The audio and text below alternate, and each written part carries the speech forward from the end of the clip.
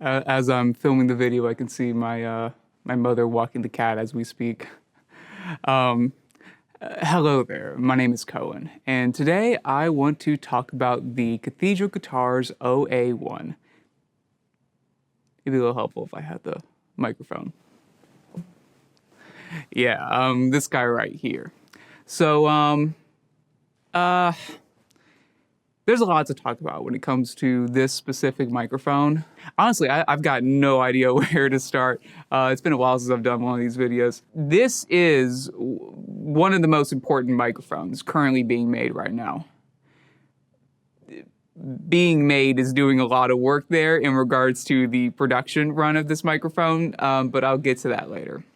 So what the hell even is this microphone? This is the Cathedral Guitar's OA-1. It is essentially a Lucas CS1 with a Klaus Heine modified vintage CK12 capsule.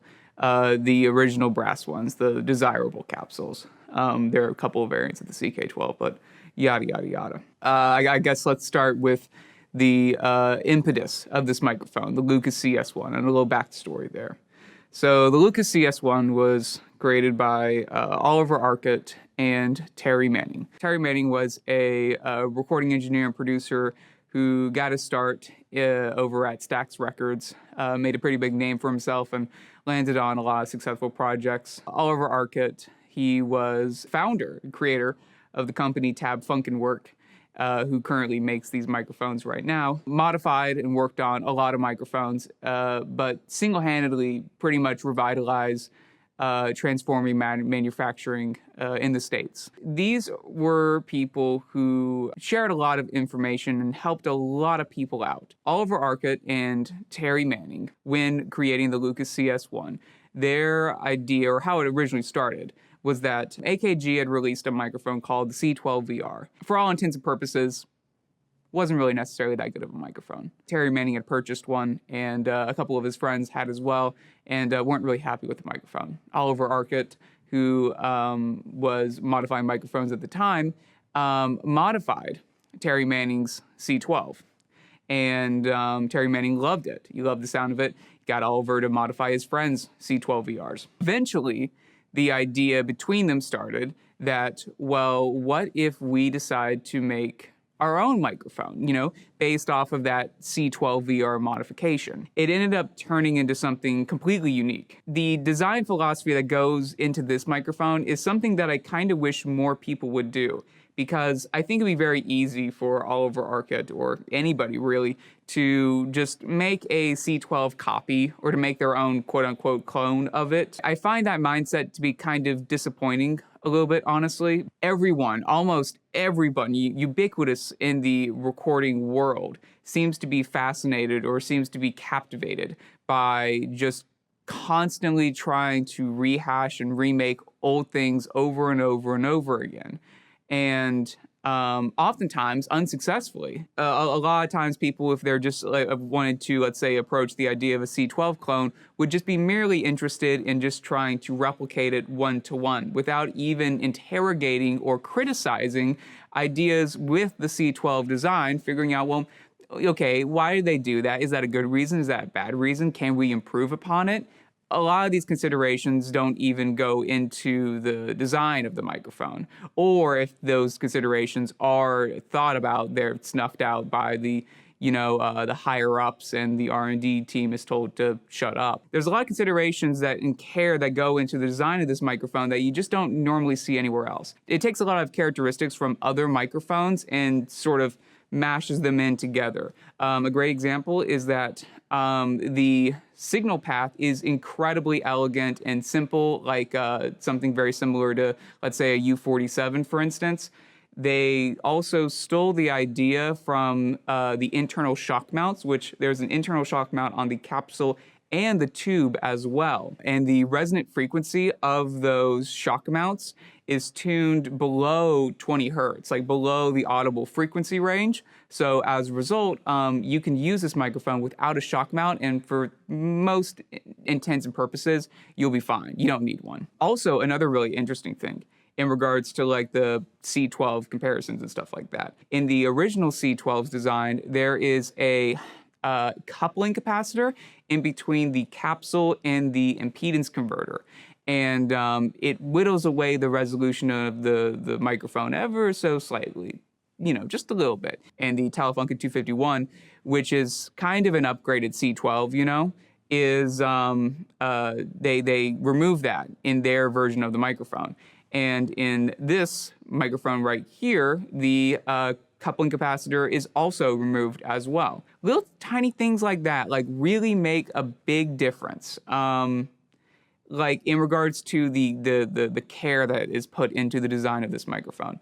A couple other things of note is that unlike the C12, but also in the 251, the backside of the capsule is disengaged when you are in cardioid-only mode. So that improves the signal-to-noise ratio and overall, I guess, clarity of the signal as well, which is very nice. One thing, though, I want to address right up front, though, in regards to the process of this microphone, is that astute people will see that, I am holding a Lucas CS1. Now, here's the dealio when I ordered this microphone, because normally this microphone has Cathedral Guitar's OA-1 written on it. Whenever I was purchasing this microphone, I believe Tab Funkenwerk at the time were still they were moving, I think, like a factory or some kind of place where they assembled stuff and yada, yada, yada. There was a lot of stuff that was going on. And at the time, they couldn't actually supply me with a actual freshly made Cathedral Guitars OA-1, but apparently they just had one of these Lucas CS1s just lying around. They just put, one of Klaus Heine's tuned CK12 capsules in here, shipped it out. They gave me a free shock mount and an extra tube as well as a little bit of a sort of, apology for having to, give me the older version of this microphone. But to be completely honest, though, I actually kind of view that a little bit as a plus. Because at least to me, it's actually really wonderful, the idea of Oliver Arquette actually making this microphone himself. That means a little bit, I think it's a little bit special. In this beautiful black finish that I actually really, really like. I think it's gorgeous. And I am kind of sad that the Cathedral Guitars OA-1 is just a simple silver. To me, the black is really, really special. I am a little tiny disappointed that the newer ones don't have that. But either way, though, essentially, this is, for all intents and purposes, the Cathedral Guitars OA-1. Capsule, though, is Klaus Heine's CK12 tuned capsule. So, Stephen Bright, who is the person who even orchestrated the Cathedral Guitars OA-1 project as well, Stephen Bright, that's his website domain, that's his company, Cathedral Guitars. And Stephen Bright, he, at one point in time, had a source for not necessarily broken, but non-functional CK12 capsules. I'm not exactly sure what that source is, but for the most part, though, vintage CK12 capsules, they are very temperamental capsules and are prone to not surviving time as well as other capsules like the K67 or K47 capsules that Neumann makes. They have a tendency, because there's no support in the center of the capsule, diaphragm of the capsule, to sort of collapse inwards. For most intents and purposes, this means the capsule is kaput. It's completely done. It's shot. But I don't know how or why or however it works. I will admit my ignorance there. Klaus Heine is capable of whipping these capsules back into shape and making them, suitable for recording again. I can't remember if it's number 14 or number 17 of these microphones ever being made. I can't remember. It's a very small amount. But I was told by Stephen Bright that his source for those capsules have dried up. He's no longer getting those capsules anymore, but he still has, from when I at last contacted him, he still had one tuned by Klaus Heine ready to go, and he also had 7 more, I believe, in storage as well to be tuned by Klaus Heine. So hypothetically, there should still be at least 7 or so of these microphones still being able to be produced and, be made. Whenever those 7 are up, though, the price of the microphone is probably going to skyrocket, which is quite unfortunate. Because currently, as it stands right now on its price, which Stephen Bright mentioned not to say the price of the microphone because of this. You know, when you post something online, it stays forever. And as a result, if I were to say a price now and then somebody were to come to this video 8 years in the future and then the price of this microphone has shot up, people will think they're getting ripped off. I understand. So the price of this microphone right now, this is without a doubt the best deal in high-end recording, bar none. I'm trying not to glaze the microphone too much before I show you the actual results, like the audio files and stuff like that. But I will be completely honest. I think this is one of the best microphones ever made. I think this stands in the top 5. I think this is legitimately a amazing microphone. Also an incredibly special microphone at this current time right now because it is incredibly difficult. I mean incredibly difficult to find a good AKG specimen of like the top of like the big 5, or hell, even just like a good AKG C414 EB or comb or something that has the, you know, lustrous brass CK12 capsule, because this capsule is fucking gorgeous. I mean, it is amazing. It is, again, a beautiful and wonderful capsule when you compare that to the Neumann family of sound, which, again, are still amazing capsules too, though. But this sound in particular, though, is just something that you can't find anywhere else. Unfortunately, at the current moment, when it comes to microphone capsules, I really don't want to justify this position. It's just Neumann kind of has the monopoly on microphone capsules that are high in resolution and in musicality, especially when it comes to large diaphragm capsules. There's some competition for small diaphragm capsules, but for large diaphragm, yeah, it's no question. A lot of people are also trying to make their, let's say, C12 clones, Elam 251 clones, and all that other stuff. And to me, though, again, the most important ingredient for any microphone, it's to me a complete non-starter of a conversation if the microphone does not have a good capsule. And man, another position I really don't want to defend, but if you know, you know. All the copycat clone capsules there are out there, they don't hold a candle to a good specimen of the originals. They just don't. I've been listening to so many microphones. I've got a decent amount of experience under my belt at this point in time in my life of listening to great specimen microphones of, you know, different makes and models. I know what a good one's supposed to sound like, and I know when something is short of it. Just about every single modern attempt at the AKG family of sound that's currently being made right now, I think they suck. Or they're okay, they're just not the prices that they command those microphones to be. Telefunken USA is selling their Elam 251s. Like, those things go for like $12,000 or like something stupid, you know? And they're not worth that at all. They're not worth half of that, a third of that. Like, it's crazy. Like, people spend that much people spend that much money on a microphone, and it has, like, again, a shit capsule. Again, I feel bad because I don't want to besmirch the efforts of people who are trying to recreate CK12 capsules. Because, again, AKG is not interested in making these capsules anymore. They're also not interested in sharing the recipe to make those capsules either, which I think it's a little scummy, honestly. I think it's a bit disrespectful to not release that information out there if you yourselves are not interested in making those kinds of capsules anymore. Because, like, I mean, like, we're talking, like, respectfully, people have dedicated their lives to, like, trying to recreate the CK12 capsule.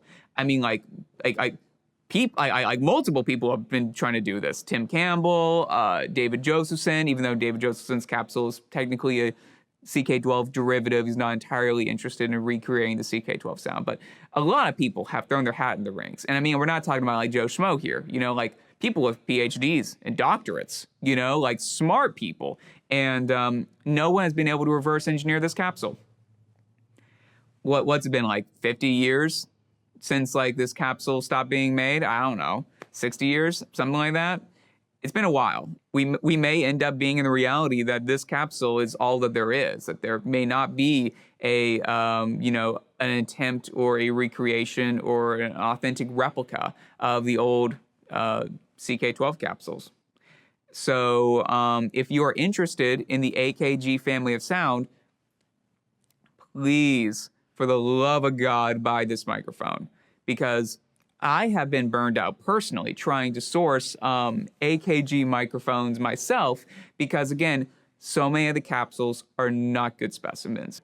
And essentially, when you have someone like Klaus Heine, who has had so many years of experience with working with AKG microphones and can tune the capsule of one to be what he considers to be a great specimen, you basically sort of have a kind of guarantee, or I guess a seal of authenticity, if you will, on like what an appropriate AKG microphone is supposed to sound like. It is sort of, I guess, a little bit of a miracle that the CK12 capsule is such an appropriate substitute for the original capsule that the Lucas CS1 was designed for. The original one, though, it was a sort of, I guess, attempt kind of like a CK12 derivative capsule, but oftentimes people said that the sound was much more similar to that of an M49.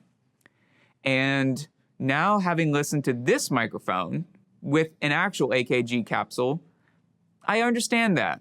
To me, it almost sounds like that, like a hypothetical like 251 or C12 blended with an M49. I say the M49 because to me, this is very much like an M49, a very underhanded and undramatic microphone. One that simply is just like music enters the microphone and then music leaves the microphone, unmolested by the signal path here. It just, it just works, I don't have to think about the microphone like, is it gonna like make it sound too reedy? Is it gonna make it sound too bright? Is it gonna like this or that? It just is so transparent and gentle and, again, high in resolution and musical that I can just simply just put it on a source and it works, And I really, really like that, Speaking about the CK12 capsules and stuff like that, their advantage, or at least what I think separates them from like the K67 capsules or K47 capsules, is the high frequency response in a good CK12 capsule is gorgeous. I mean, the way that the mid-high to high frequency information moves is just like, it's just effortless. It's buttery, It's just so pleasing on the ears, because it has a slight boost. It does have a slight boost in the mid-high to high frequencies that just gives, let's say, the voice a little more articulation or clarity, or a little more like emphasis on like transient information. And but again, it does this never sounding harsh, never sounding fatiguing to the ears, like a lot of other modern microphone capsules are. That in particular, I think, separates it from the rest of, I guess, the Neumann family of sound, But again, all microphones have their strengths and weaknesses. In the other major tone shaping components of the microphone, the transformer. Oliver Arquette.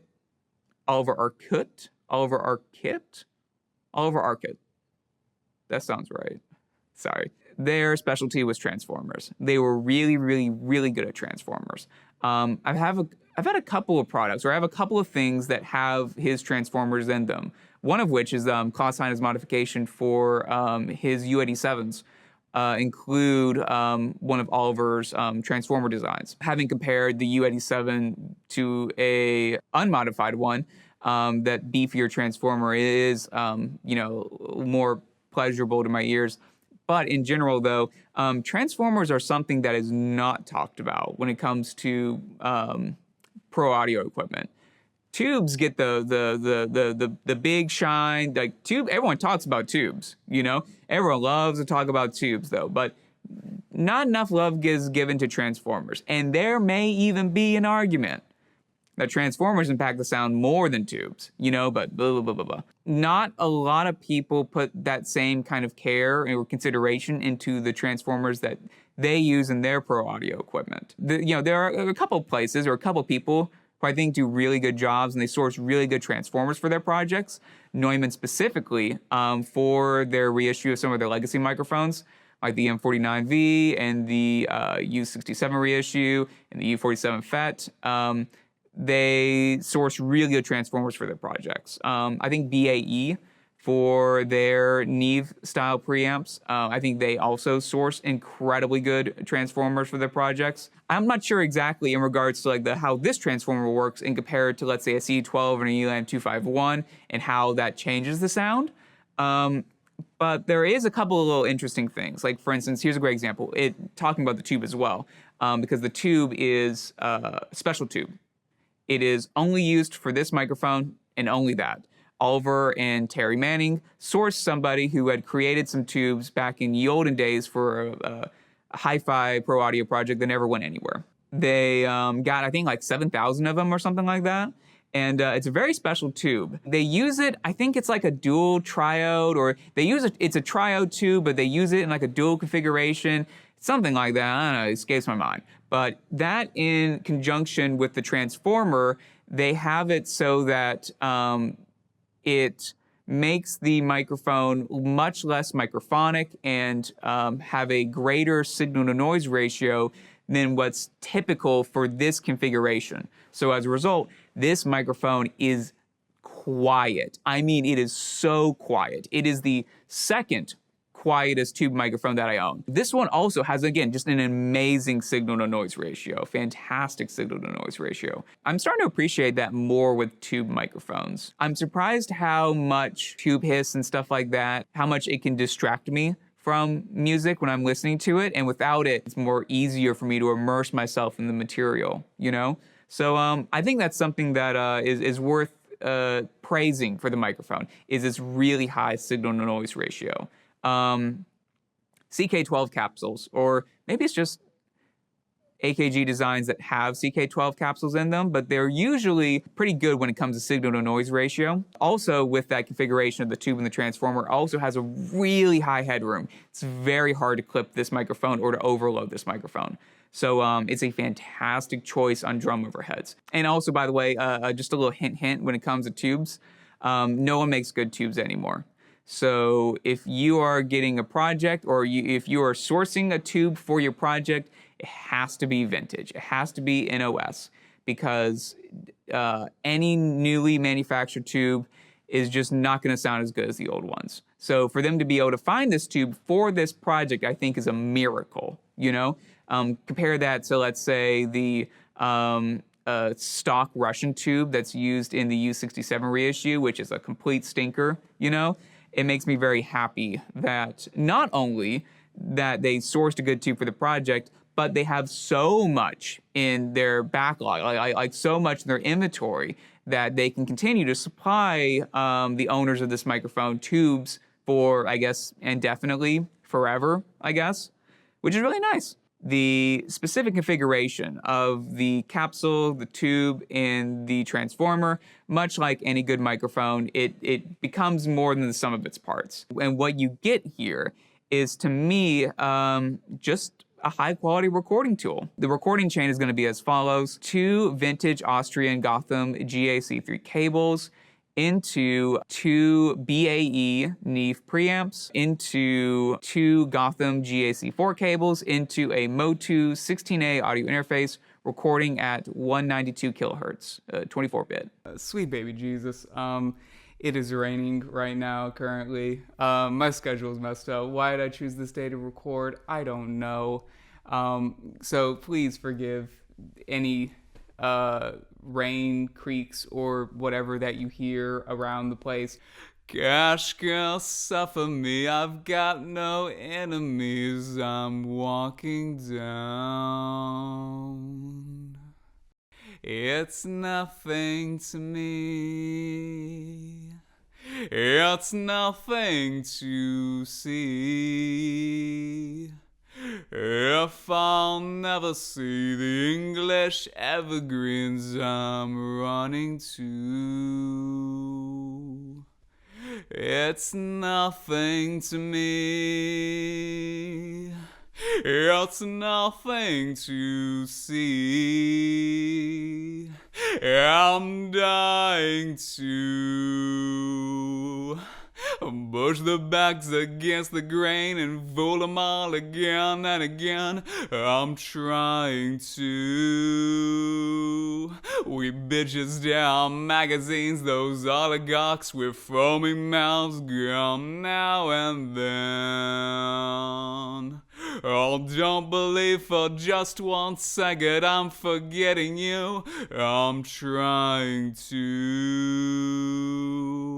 I'm dying to. Holiday survival sex on a stretching tails to necks.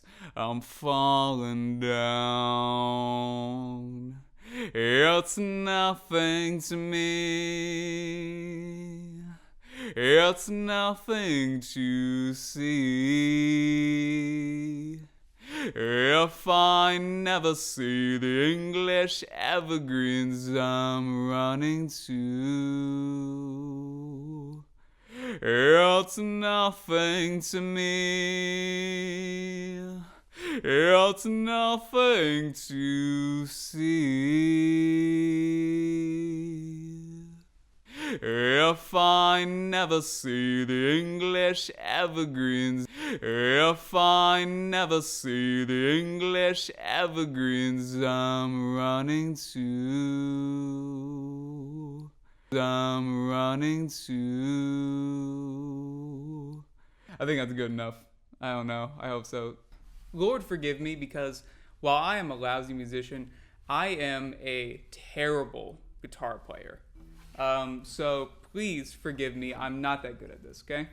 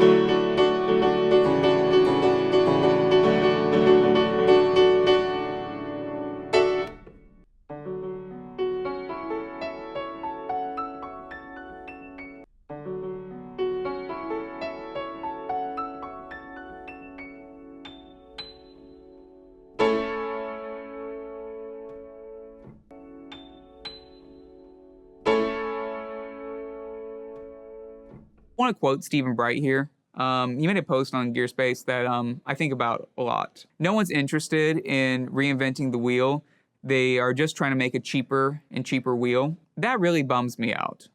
I see that all the time in the pro audio community. And it's just disappointing to see people throw their money away at what I consider to be lesser or just shit microphones, honestly, you know?